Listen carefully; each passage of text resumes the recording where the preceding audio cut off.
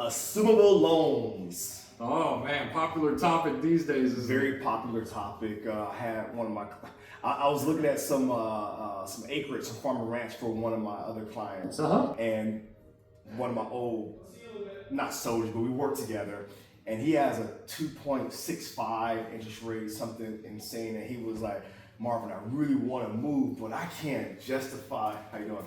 I can't justify moving, based on this rate. Mm-hmm. Right? So my question is, assumable loans, how does that hurt?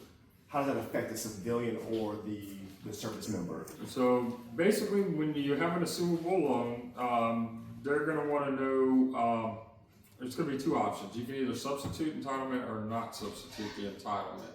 When if you have a non-veteran or someone that doesn't have enough entitlement to substitute, then the seller's entitlement will stay with that particular property. Okay. And the risk really remains with the seller at that point, as far as their entitlement is concerned. Right. So, and it's tied to them still, right? Yeah. So, and then they would basically have it tied up into that property until that loan is paid off.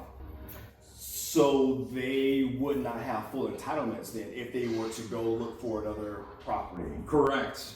And so the way it stands right now, VA, if you have full entitlement, there's no loan limit. Right. Versus once you have used part of your entitlement, there's a certain amount remaining that can be used for another property. Based on county, county that you're in. Correct. And you're going to want a loan officer to run those numbers for you and all that. And then, that determines whether there's going to be a down payment, needed, depending how much entitlement remains and how much is needed for that new purchase. So what would be the advantage to the seller, the veteran, for selling their home under a assumable loan program?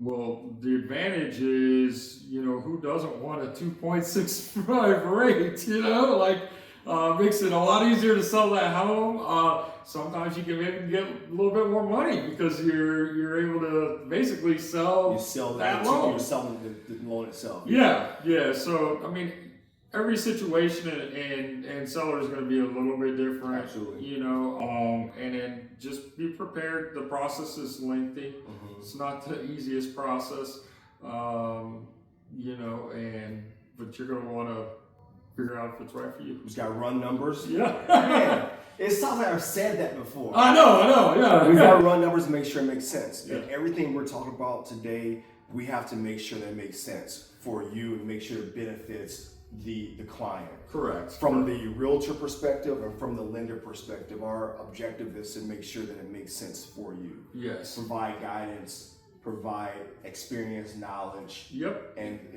the understanding of the nuances that everyone may not know. Correct. We confirm if it's possible, and then we try to help and assist, meeting that particular goal. And so, that's basically, the role. And then for us to make sure that it's affordable, absolutely, that you budgeted for it and things like that. And, so we try to do our best, man. And I think we do a great job. I think we do a great job as well. Yeah. So I appreciate you as always. And that's it. Yeah, all right. Appreciate it, man. I appreciate it. Thanks, Marvin.